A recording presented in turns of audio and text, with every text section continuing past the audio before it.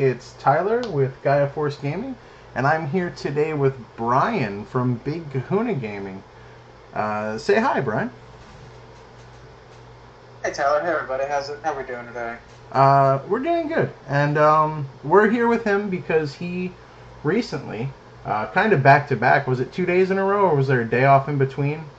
You Oh, won. there was. There was what, one day in between, right? Yeah, I took down something small on Wednesday, 5-0, and then I did the GFG win a box yesterday. Very cool. Yeah. So Brian here won Zenitsu's Ghost Games tournament for his very cool mat. If you haven't checked out Zenitsu, check him out. You know, he's pretty big in the YouTube community. And then he played in our GFG Friday night event right afterwards and won a box with us too. And he played the same deck. And what deck did you play? I played D-Brigade with a twist.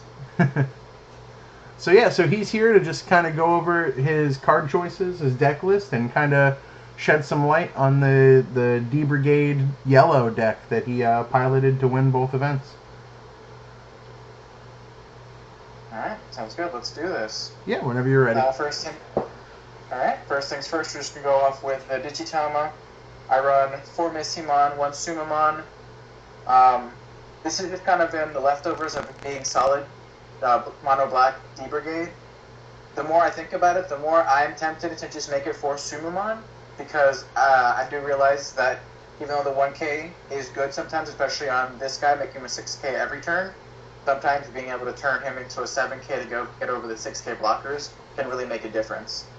So I definitely do want to test at least putting like one, if not make it 4 Sumamon and 1 Missymon. But that's something that's going to take a little more testing. But as of right now, I really liked it. I had 4 in the very beginning of D Brigade, then I saw someone add a Sumamon as the 5th, and I went, why not? And the more I actually drew it, the more it made sense to me. So I'm definitely excited to explore different numbers and ratios of that. Very cool. Okay, come out, and let's go ahead and do. I'm going to run through all the black cards first, the stuff that you typically see in D Brigade. We're going to. Here are surprise, surprise, 16 Commandramon. There's no specific card choices here. Everyone knows why they're in the deck. This is the Commandramon engine, all based around the rare Commandramon. His undeletion effect, whereas whenever he dies, my turn or my opponent's turn, you get to flip the top 3. There's a Commandramon out. I put him back on. Really good at replacing himself. It's one of the coolest things about playing this version of essentially Rookie Rush. Honestly, is the floating effect of Commandramon. You know, being able to replace himself sometimes, not only does it guarantee that you don't lose everything in case he gets board wiped by something, or whatever, like a spiral or something, you can't avoid him dying, at least sometimes he replaces himself. And sometimes he spins into something even better, like a blocker in case I need a blocker, or the 5K to get through that push. So he's definitely the star of the show. Then obviously, you know, every single one has their place. Obviously, the 2-drop is good for choking. The blocker, having a Roki blocker has been super cool, and the fact that he's part of the archetype has just made a big difference between BT4 and BT5. And I'm surprised with how much I enjoy the 4-cost 5K Commandramon. Like, I love seeing this guy in my opening hand. Like, if I can't get the rare one, I would love to have this guy. Because he's 6K, he hits hard from the beginning, and, you know, before he has to start trading with like the blockers, he almost always gets in there. Plus, he's expensive. He's more expensive than the other 2, so it's good having him digivolve him, so you don't feel obligated to hard play him. Yeah. Unless you do it for tempo. It's like these guys, you definitely want to hard play more, and these 2 are the ones you want to digivolve on top of the Digitama. So seeing him in my opening hand just makes me feel a whole lot better about it, because I can just go get my draw and then start pushing. That's pretty much it. I don't think there's anything else I can say about the Commandramons. They're pretty simple guys, dinosaurs with guns, right? Yeah. The other black cards I have in the deck, I have 4 Guruman. So the way I decided to build this deck was I really wanted to make it as close to Rookie Rush, but not just being another Rookie Rush deck. Like, I could easily just play the yellow cards, play the green card, call it a day. But I really enjoyed the potential of the black cards, so I decided to keep some of them in there. And one thing that I really wanted to have was as many 2-drops as I could afford. And between the 2-drop Commandramon, the Guruman, and I've got 2 different 2-drops in yellow, I have 16. And I found that to be super, super helpful in some of my games. I've been able to use the back and forth, play a 2-drop, put you to 1, play a 2-drop, put you to 1. I've been able to do that more times than my opponent can. And while I'm progressing my board, they're maybe building a stack. Maybe they're trying to push through. But the more they try to push through, the more advantage I have. And I found him to be super exciting. Once BT6 rolls around, he's probably the space that I can move around the most, because with all the memory boosting and stuff, I'm going to be tempted to want to put some Chumons in the deck, because everyone's going to be running like memory boost. Memory gaining is going to be a lot more prevalent then. So this is probably the flex spot. Yeah. There's also some like yellow cards I wouldn't be opposed to trying, like maybe a little more draw, because sometimes you do run low on cards, and this could be something like a Lotmon or a Kudamon or something like that. But as of right now, I've really enjoyed having Guruman, and as up to now, I haven't regretted him, but definitely something I want to test more out later. Then I have 3 Tankmon. Tankmon is solid. He's the 6k, 1 Evo cost. He's really there, A, to get the draw, because the more opportunities you have to draw in this deck, the better. Because like I said, you run low pretty quickly, so every free draw you can get is great. Plus, 6k is awesome. Beats over the one Evo blockers, trades with the other blockers. It just puts your opponent in this difficult position where now they can't just freely go, cool, I've got a couple of 5k blockers, I'm good. Because I've gotten my opponents sometimes where I just swing with my 1k Commandramon, they block it, unknowingly, and like it dies, whatever the trigger happens, and then I Digivolve whatever else I have that can attack into Tankmon and then kill their blocker. If I'm playing the long game, or if I'm playing a game where I know I can control a little bit and then go for the big swing, I can do that. And it's proven, it's definitely won me more games than I expected it to. So the only reason I'm not playing forward is because I needed to make space for probably what I think are more important cards. But there's definitely an argument for 4. Also, this helps against Hexablow. People are always looking for a reason to play Hexablow. So it's like, if Rookie Rush is good, maybe we'll give it a shot, And last thing I need is some random Hexablow knocking me out because I don't have anything Evo on top, right? But at least this gives me some sort of avenue where if I rush him early, all I need is like one Tankmon or 2 to get the final swings in and get there. So just trying to do my best to not leave any of those random holes in my game open. And then last 2 black Digimon are Darchermons. It is still a D-Brigade list. I feel like it'd be silly if I didn't consider Darchermon. I did have a few more before, but the more D-Brigade cards I cut, the more I realized that this isn't going to be as efficient as I want it to be. So I knew that I'm probably, you almost always get 1 if you're lucky. So knowing that I only have 16 D-Brigade, 17 if you count another Darchermon that you hit in security, the chances of hitting them are super low. But when you have a Tamer out and you always get to 3, sometimes that's just the last push you need. In worst case scenario, even if it doesn't kill them, sometimes you can put your blockers on the top of your deck. Sometimes you can put, sometimes, next turn, hatch a Digitama, Digivolve into one of the Commandramons, draw another Commandramon, play the blocker out. Sometimes it, not only, if it doesn't kill them, sometimes it can just save you. Yeah. So I felt like it was necessary to run at least some amount of Darchermons. I like 2 right now. I think 2 is the good number, especially because it's just Commandramon and Darchermon. Maybe if I made room for like Seal Drone or something, I'd consider running a 3rd. But right now, I really like the 2.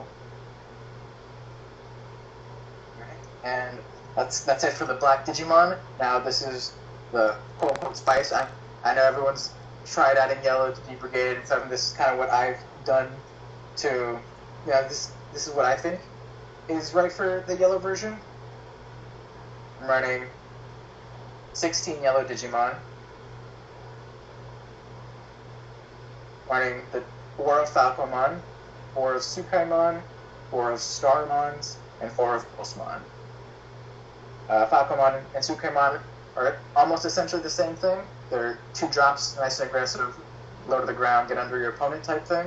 Obviously, Falcomon is great because he's a 5K, so he trades with some of the blockers in the format. But I also really enjoy having these 2 drops because they're cheap ways to turn on my yellow options. You know? So as good as more powerful as these 2 cards over here are, these being so cheap let me, if they give me like a burster, if they ever let me go to 3 or something, or say I only get to 2, or you know whatever, it doesn't matter. Like if I'm low on memory, I can almost always go this guy into Spiral, and I feel really good about it. These 8 cards are a lot more powerful than these 2. Like I said, Starmon's really good at tempo. Obviously, one of the big reasons why people put yellow in D-Brigade is for the powerful yellow, like, DP reduction. Starmon is definitely one of those. It just swings. Like, going 2-drop, pass, promote, 2-drop, pass, and, like, play 2-drop in Starmons, like, you kill a 5k blocker. If you hold out an extra turn, you kill 6k blockers. Like, once you get into the game where you have a memory tamer, and you just guarantee a Starmon and attack, like, if you're patient enough and you hold back the board and you've got like 4 or 5 Digimon out and like they're just holding, they're holding you down with like a blocker or 2, you get to slam a Starmon, kill their blocker, and swing potentially for lethal. And like that's one of those things that like really changed how people should be playing D-Brigade, in my personal opinion. Like the patience is the name of the game here. Like I really enjoyed it. And also Pulsemon, it's Pulsemon. Like it's still a $30 card for a reason, right? Like I tried Lopmon at first, and while I did like the extra card, I wasn't a big fan of sacrificing security to do it, because if I do stumble, like even if I get the Lopmon and I draw, if I stumble at all, like I'm down to security. Like I did that to myself, and sometimes I'd rather, if I get like something in my hand that I would have rather had in security, it's like, oh great, like I could have let that be.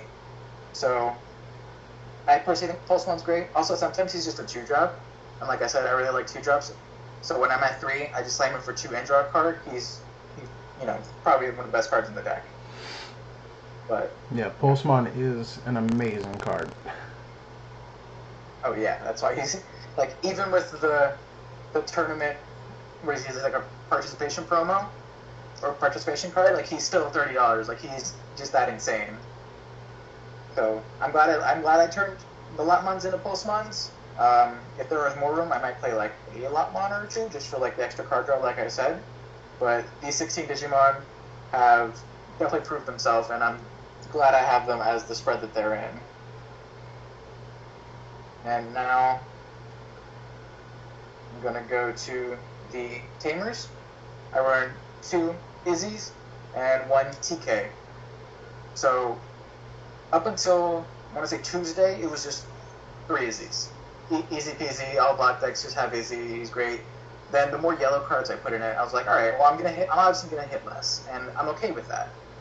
But I have powerful options that need yellow cards, and sometimes I'm not gonna have yellow cards. Sometimes I'm gonna have 4 black rookies and a Spiral in my hand, and I'm gonna go, okay, I just feel kind of dumb here, and I'm just begging to hit a yellow Digimon. So I just kind of made the decision to switch one of the Izzies out for TK, and I love it.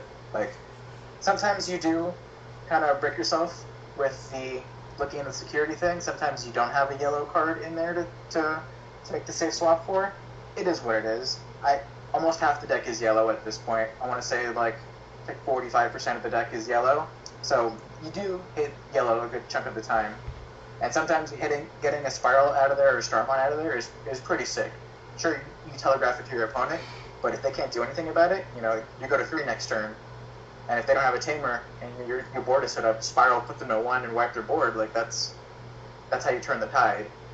So I've really enjoyed having the TK, and I think I still like the 2 Izzies, mainly because I don't like taking the chance on whiffing on TK and then burning a security.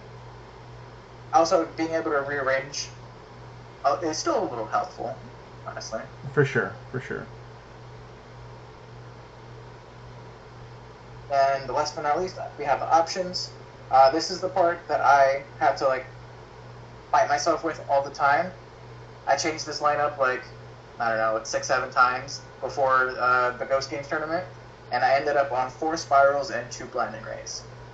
For a while, I had some number of Ultimate Flare, just because powerful black option, I'm playing black, like it feels like hitting something like a Lord Knight, just, it felt right. But the more I thought about it, 8 is a lot of memory, and you don't usually get a lot of memory unless like they're behind, right? So if I'm at like 2 or 3 and I slam them to 5, if they have any type of decent hand, they set right back up, and if I don't have a way to capitalize, then I didn't really do as much as I wanted to with that. At least with Spiral, if I'm playing a Spiral, it's because I know it's doing something impactful, and I'm giving them a lot less memory to play with. So at first it was like 2 Spiral, 2 Flares, and it was like, then it was 1 Flare, and I just ultimately decided that as good as Ultimate Flare is as a card, I don't think it fit the deck the way I wanted it to. So 4 Spirals. And this was also kind of last minute.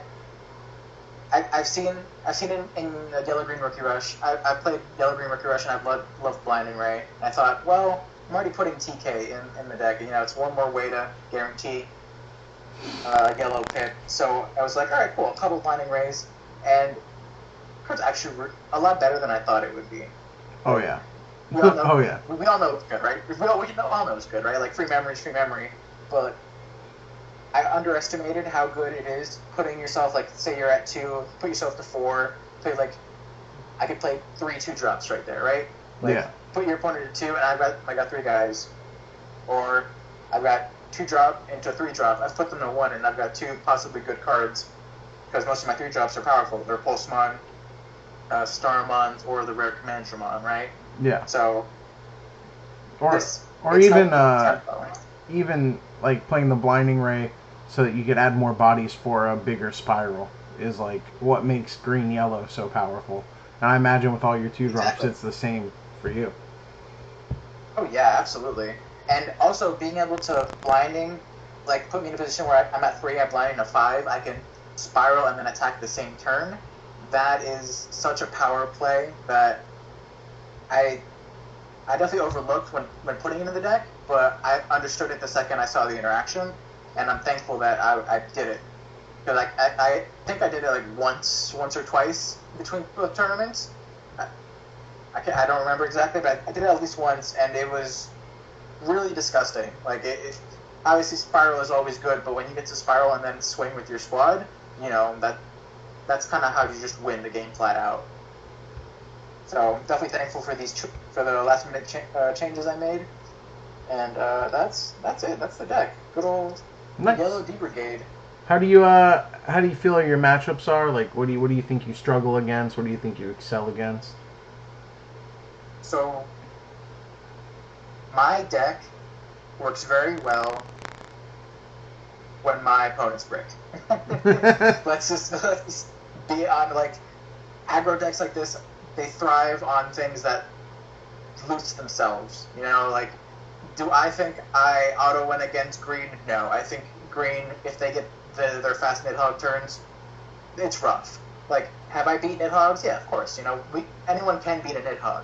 Is it hard? Yeah, of course it is. I think green is very 50-50, in my opinion. Like, I've gotten Raffle stomped 2-0 by them before, and then I've gotten, like, decisive victories before. So I think it's really... They're green. Are they bricking this game? No? Alright, we're working for it. What, they're bricking this game? Alright, cool, let's do this. For Lord Knight, well, let me finish up with green. If I play against a patient green player, then I've got an uphill battle ahead of me. You know, a lot of these decks are very, like, they require patience. And if I see that my opponent is very, like, aggressively pushing into active, and they're digibursting Lilamons and stuff like that, and they're super aggressive, I'm like, okay, I think I have more of a shot, and it's easier to play around when you know you're not getting Nidhogged. So, like, it really depends on who I'm playing against, because if I can determine, like, their level, not judging them or anything, but if I can determine their level of patience and their experience, and it's like, all right, cool, I know I can play this way against this person because I know they're going to be a little more aggressive, and I know I can do these things that wouldn't probably work against a high level like green player who stays in raising the whole time and then pushes, does the Nidhogg things and goes for the kill. Yellow Lord Knight, I think both variants are pretty similar. I mean, the War Greymon version I think is a little rougher, just because Mastamon, it burns a thing and brings back something that's scary, but the unsuspend of War Greymon and just popping another guy, that can really get me. And I've seen a bit of resurgence of the War Greymon variants, which, I love War Greymon, great card. It's a little scary for me, but I think it's the same thing with the green matchup. I think it's more of who am I playing versus what I'm playing against. If they get a little too big for their britches, I can take advantage of them.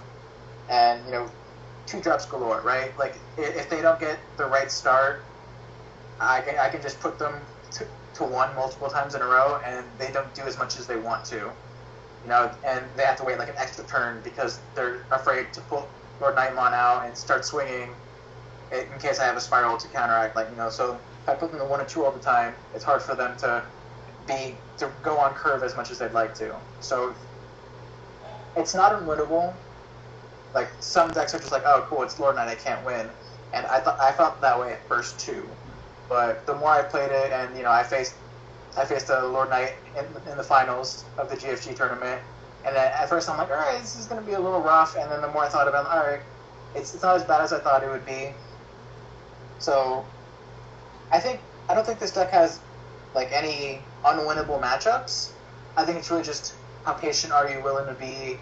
Like, it's really tempting to go swing, swing, swing. I've definitely done it more than a few times. Like, I'm not saying I'm exempt from it, but I think it's important to understand when you can start being super aggressive and get those early security out of the way, and when you want to hold back and go, all right, I know they're going to do probably one of 2 things next turn. Do I want to potentially lose my guys, or want to hold them back for potentially a Starmon hit or a big spiral? Yeah. So I think you lose to yourself a little more than you lose to your opponent sometimes, because if you swing, lose all your guys, and then draw a spiral next turn, go, cool, I drew a brick, and I have to wait like 3 turns for it to be useful. Yeah. You know what I mean? Yeah, very, very cool. Yeah, the deck, I watched you play both events. I was commentating the GFG event, and then also just watching the Zenitsu one, because I wasn't able to participate. And it was the deck worked, man. It works. I was really interested in it. You played against Dan Vang in the finals of Zenitsu's event, and he was really interested with the deck too. And I figured we'd take some time to give you a little time in the spotlight. Where, if people want to like check you out, I see Big Kahuna Gaming there. Where can they find you? Do you have like links? Do you want me to put in the YouTube, or any shout outs? So on all my platforms, I am Big Kahuna Gaming, with a 1 instead of the I. So B1G Kahuna Gaming, all one word. I'm there. I'm like that. YouTube, Twitch, Twitter, Instagram. I'm there on all the socials. This whole thing has been really exciting for me because I really wanted to break out and start the whole content creation thing. I love the thought of creating content. I love TCGs. It's been something that I'm super excited and passionate about. And dipping my toes in like competing in these Discord tournaments is like, all right, I'm starting to feel myself a little like I really want to do this. So, and I built this I got this logo done like ages ago. Sometimes you procrastinate and it's like, all right, I'll get to it. I promise, I'll get to it. Like, now I'm really pushing for it, and I think it's time to actually pull this trigger. So I'm super excited about it. Obviously, I don't have any content lined out right now, but like I said, this was for win a box. So I got a box of BT5 coming my way, and I do plan on opening that on stream and putting the VOD on YouTube probably. So there's my start. There you go. Awesome. So everyone check out Brian at Big Kahuna Gaming with a 1 instead of an I, and be on the lookout. He's going to be topping events left and right, hopefully. So that's the plan. Thanks for taking the time to talk about your deck. It's very cool. It's very different in what I would call a kind of stale meta. It's nice to see something else doing pretty well. So yeah, Taylor, really appreciate the time, man. I'm just glad that I was able to do it, because it's easy to take your pet decks and just, all right, I'm just gonna have a little fun and stuff. And I go 3-1, it's fine, I did well. But it's good to actually like show that not just Lord Knight can top things, right? Yeah, yeah. So I'm very grateful for the opportunity, and thank you for taking your time to talk to me. And good night to everybody. Yeah, thanks for watching, everybody. Like, comment, subscribe, and go check out Brian. We will see you next time.